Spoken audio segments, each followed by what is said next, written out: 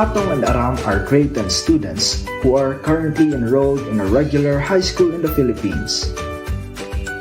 Currently, they are experiencing the blended learning modality because of the pandemic. Atong and Aram really like and enjoy the sciences. Due to the pandemic, however, they are not able to do experiments which they really love. So, they thought that they could enroll in an online class for them to quench their thirst for learning. Checking available online courses, Atong and Aram encountered NRCP's B2B or Back to Basic classes. Hello learners! I am Malaya and welcome to the Back to Basic or B2B online class. Do you have in mind one or two science topics which seem difficult to understand? Or are you curious about something that you have encountered in your science lab during your face-to-face session? Good day, Miss Malaya. I am Aram and I am also interested in science-related topics.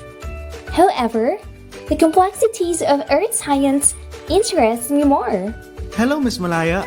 My name is Atong, and I have always been fond of science. But I personally think that I still have a lot to learn in physics. Hello, Atong and Aram. Those are indeed interesting topics. With that, I am confident to say that this class is just right for learners like you. Back to Basic or B2B is an avenue to present difficult theories or science concepts in popular language and in a fun way using videos and infographics for kids, students and teachers, and the general public by NRCP experts and scientists. They would like to inspire you both and your classmates to have greater understanding and appreciation of the importance of basic concepts that may lead to further research or thinking. And guess what? You could be one of them in the future. It is one of the online platforms under the NRCP project, leveraging basic research information translation for empowerment in the regions program, or called as Brighter, to enhance science culture in every Filipino. I would also like you to meet your classmates in this class. We have quite a number of grade 10 students like you who also love science. Hello guys! I hope we will have a fun learning experience together. That's right! I hope we will all have a fruitful educational adventure. Wow! I love our learners' enthusiasm! Now, let me guide you through your panventure in this class. Our lessons in B2B are clustered into 3 parts to complete your panventure. We have review lessons which will cover a special topic on Earth and space for the first quarter, and on a special topic in physics for the second quarter. For the current lesson, B2B will bring you to the world of plants and plant diseases and genomics. These topics must be exciting for you, Atong and Aram, and to your classmates as well. Finally, as an additional feature of B2B, we have advanced lessons for you in preparation for your last quarter. How would you like to hear our scientists talk about computational fluid dynamics and NatProd? This is a dream come true, Miss Malaya.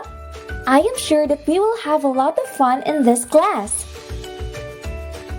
Alright! I know you are all excited to start. Indeed, Miss Malaya, I cannot wait to learn from our teachers. But before anything else, let's meet our scientist teachers in this class.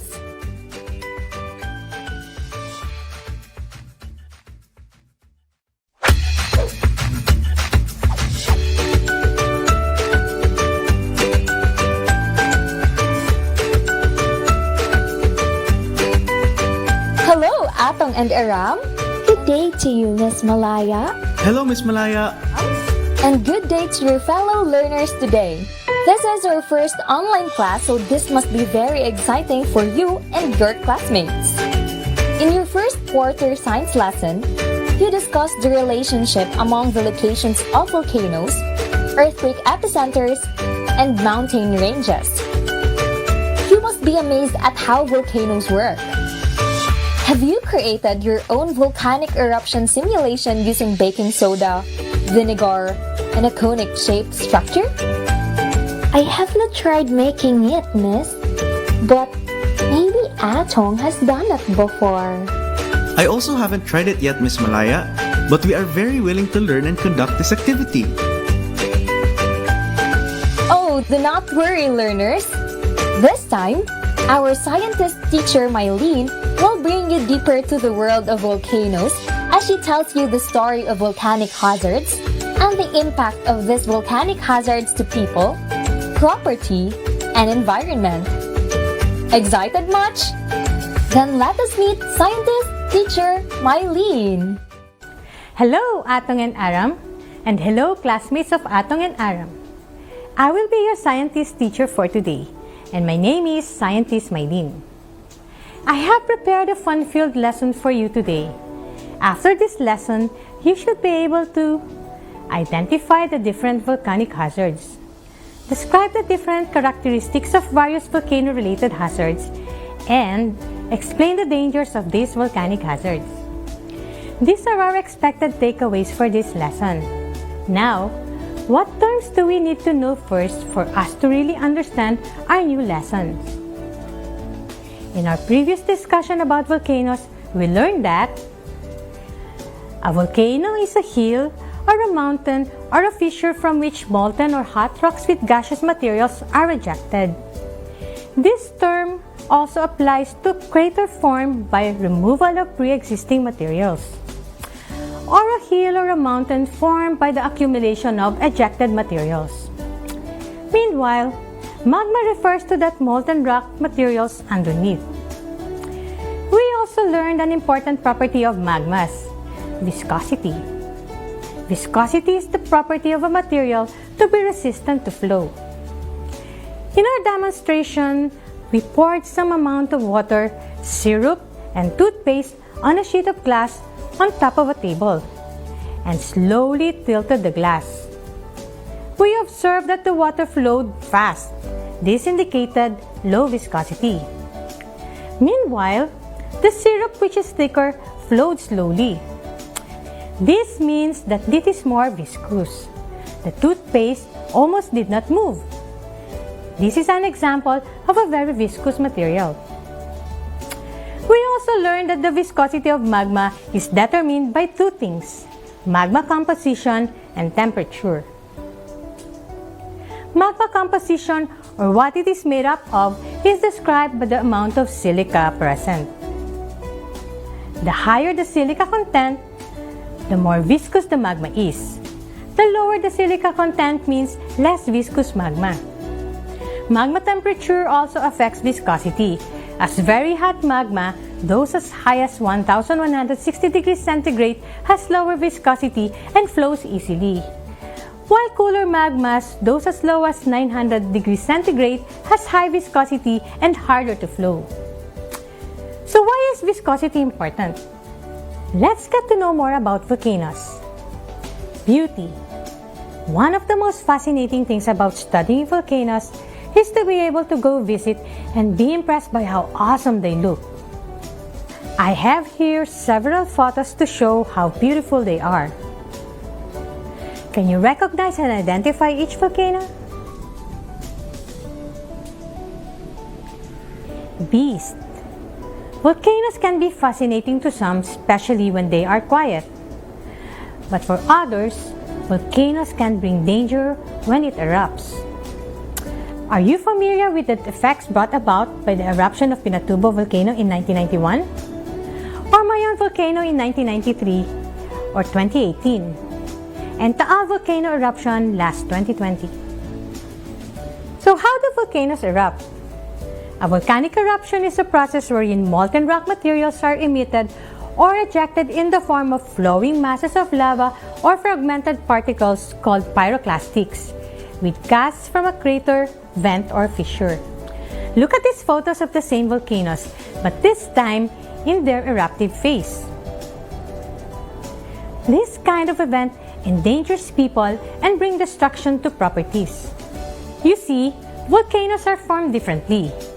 Even more, volcanoes vary in their activity, in the kinds of eruption that they produce, and in the volcanic hazards that they bring. All this depend on magma viscosity.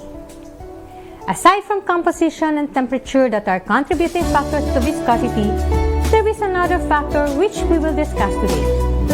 Let us watch this activity 1.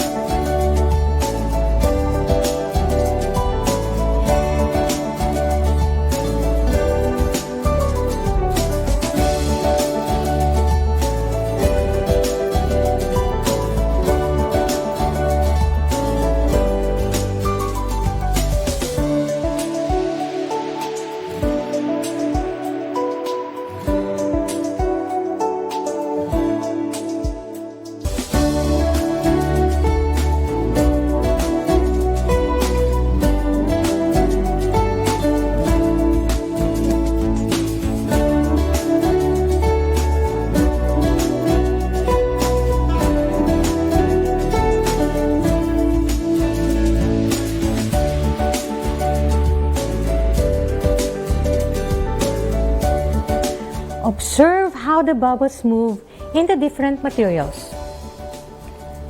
Which one is easiest to blow air into? Water. Which one is hardest? Syrup and toothpaste. Think of the air being blown through the straw as dissolved gases in the magma. Let us watch this activity 2.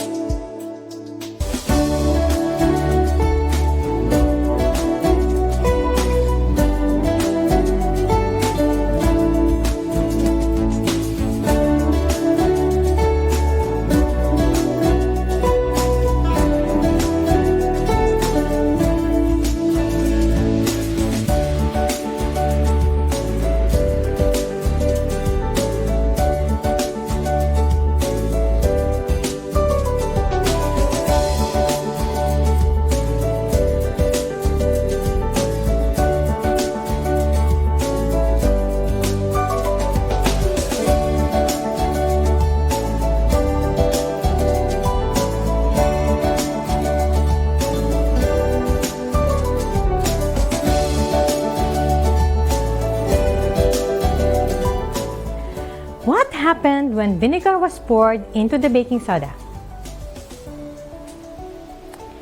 The canister popped out, just like when volcanoes erupt with force.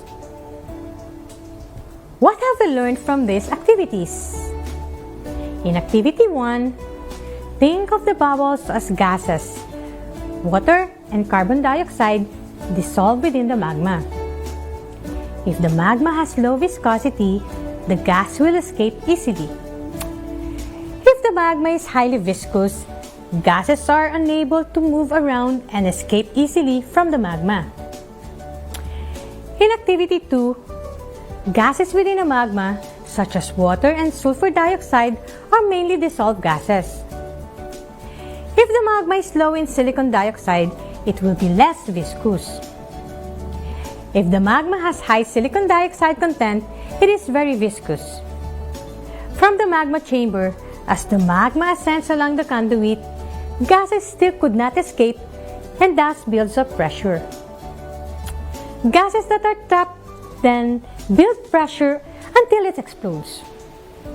In activity 2, this built-up pressure of gases in viscous magma that are trying to escape or separate is what caused the lid to snap. thus making the eruption more violent or explosive. When the eruptions occur, if magma is less viscous and does not have much gas, magmas are effused out quietly as lavas. If magma is very viscous, pressure is built underneath and causes explosion that fragments the rocks into smaller pieces. When eruption is very violent, rocks are even pulverized to ash-sized particles. Remember, low viscosity magma means less gas built up and quiet effusion of lavas. High viscosity magma means more gas buildup and more violent eruptions. So, during an eruption, volcanic hazards are phenomena arising from volcanic activity that pose a potential threat to person or property in a given area within a given period. Here are the three of the most common primary volcanic hazards.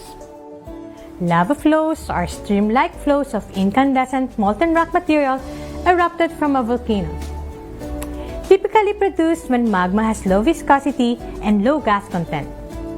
The lava or molten material quietly oozes out from the vent of the volcano. Areas buried by lava flows will not be usable for a long time because lava solidifies into a massive rock. Pyroclastic density current, or PDC, also known as pyroclastic flows and surges, are a fast, turbulent mass of fragmental volcanic material of ashen rocks mixed with hot gases that flow downslope at very high speed or greater than 600 kilometers per hour. This product of explosive eruption occurs when magma is viscous and gas-rich as well. The high temperature of a pyroclastic flow can burn everything along its path.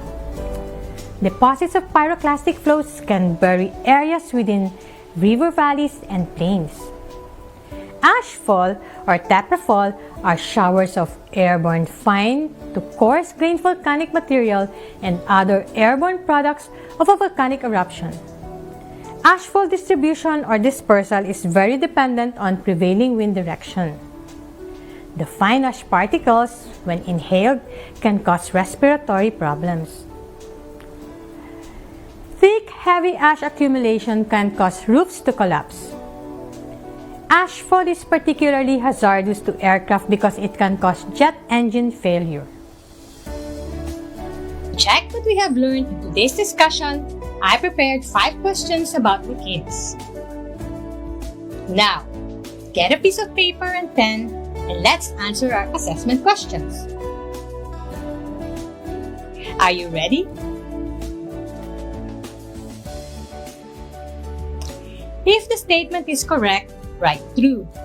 If the statement is incorrect, write false.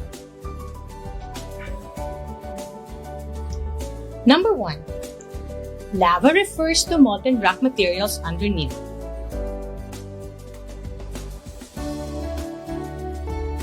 Number 2. In our experiment, we found out that syrup is more viscous than water. Number 3. If the magma is low in silicon dioxide, it will be less viscous. Number 4. Low viscosity magma means more violent or explosive eruption. Number 5. Ashfall refers to showers of airborne fine to coarse-grained volcanic materials and other airborne products of a volcanic eruption. I hope that you learned more about volcanoes in today's lesson. First, we reiterated the relationships and roles of composition and temperature to magma viscosity, and second, we demonstrated how gas content can contribute and affect the way volcanoes behave. These are important in understanding the 3 primary hazards: lava flows, pyroclastic density currents, and teprafall, and their impacts. It's been an exciting day about volcanoes, right? I hope to see you again in our next lesson.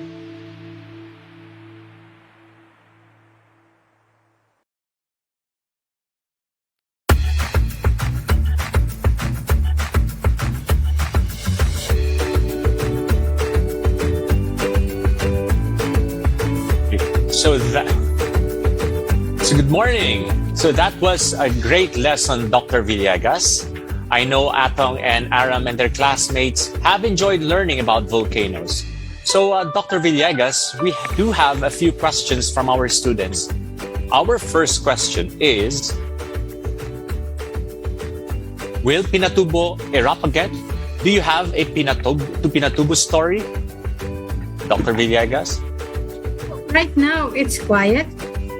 But of course, we do not discount the possibility that in the future, we don't know when yet, that it could erupt. But if we are obviously monitoring the volcano, do you have a Pinatubo story? There are many Pinatubo stories that I can think of, which I probably will share with you in the future. Thank you very much, Dr. Villegas. I guess we have another question. Why do people still live near volcanoes despite the hazards? That's a pretty hard question because it involves people and livelihood. Most often, we all know that products of volcanic eruptions, when they disintegrate, these are very fertile, produces fertile land. And so people tend to flock to areas where we have fertile land because they need to farm. And that's one reason why there are still people who live around volcanoes, very near volcanoes. Okay, I believe there's another question. Is it true that Taal volcano isn't the small volcano-looking landmass on the lake? True. What you see if you go to Tagaytay, that's the rim of a bigger, what we call caldera. What you're seeing is a small island, which is like what we would call the product of a bigger eruption. So the island, Taal Volcano Island, grew inside the bigger caldera, which is about 20 to 25 kilometers. Okay. A fourth question, Dr. Villegas. Are we waiting it for to be posted? How does one become a volcanologist? Okay, that's a nice question. I hope people will be like interested, students like you. I took up geology for my undergrad, same with Dr. Keanu here. And then from there, when I graduated, I joined FIVOX. Because each profession would have different specialty, and I decided I'd like to do and work on volcanoes. And so I started working with FIVOX in the early 1990s, and that's how you become well trained to be a volcanologist. Okay, thank you, Dr. Villegas. Are there any other questions? I think there's another one. Yes. So this is the last question. Can Mayon erupt so violently that its perfect cone will be destroyed? It depends. Like I mentioned in the lesson, the way your volcano would erupt would depend on how much magma it could erupt. So we hope that that would not happen. There's been like instance where like a portion of the rim actually was a bit destroyed. It's not really perfect if you look around the volcano. And so, but because it erupts like at one time lava flows and then in another time pyroclastic density currents, it kind of heals itself. And that's why it's always like it looks perfect from every angle that you look at the volcano. Okay, thank you very much, Dr. Villegas. I believe we do have a lot of questions, but of course, we know that each class has to end. So judging from the many questions we received, I do believe it looks like our students really enjoyed today's session. So as we are nearing the end of this episode, Dr. Villegas, do you have any words for your virtual students? Okay, I just would like to say, thank you very much for watching this first episode for this lesson, and just keep on being curious. Science is very important for our nation building. So keep it up, students, and see you in the next lesson. Okay, thank you very much, Teacher Villegas. Now let us meet our B2B principal, Dr. Mayet Magaysay. Hello, Principal Mayet. May we hear what you have to say about teaching and learning process today, Dr. Mayet? Yes. Wow, that was really great. Thank you, Dr. Carlo. That was indeed an exciting lesson by scientist, B2B teacher, Dr. Mylene Villegas. Thank you, Dr. Mylene. Dear students, how was your learning experience today? Yes, the simple experiments helped you understand the beast part of the beautiful volcanoes. I am sure you can now explain why some volcanoes behave violently and angrily shouting at one time or are quietly crying at other times. I know you will have more fun doing the experiments with your friends and other classmates, of course, with the guidance of your teachers. I would like to thank our online student enrollees from St. Genevieve School of Pateros, their principal, Mr. Nicolas Lizardo, and the director, Mrs. Angeline Pabalan, for accepting NRCP's invitation to be our B2B regular participants who will finish the 6-module B2B Season 2 classes. As Miss Malaya in this B2B, your B2B class principal this season, I commend all our virtual participants for being attentive to scientist B2B teacher Dr. Mylene. Together with our consultants, Dr. Paz Morales, Dr. Rodney Kahimat, and Dr. Edmond Centino, I am expecting that more and more of you will deepen your love for the sciences and become the future Filipino scientists. Sabi nga ni Doc Mylene, be curious. So bye for now and see you again at the second B2B Season 2 episode on April 18. We will learn about quantum devices and nanomachines in a popular and laymanized format. It is titled The Electric Motor, Its Physics and Possible Miniaturization. B2B Season 2 is brought to you by NRCP every Monday from 10 a.m. to 11 a.m. from today until May 23. Your classmates, Atong and Aram, will be waiting for you. See you then and Godspeed. Once again, thank you, Doc Carlo and Doc Mylene. Thank you very much for that wonderful message, Principal Mayet. And we've reached the end of today's class. I'd like to thank our amazing scientist teacher, Dr. Mylene Martinez Villegas of FIVOLX, for giving us an insightful look at the wonders of volcanoes. I am Carlo Quiaño. We'll see you next week, where our next lesson will be on quantum mechanics and nanomachines. Bye!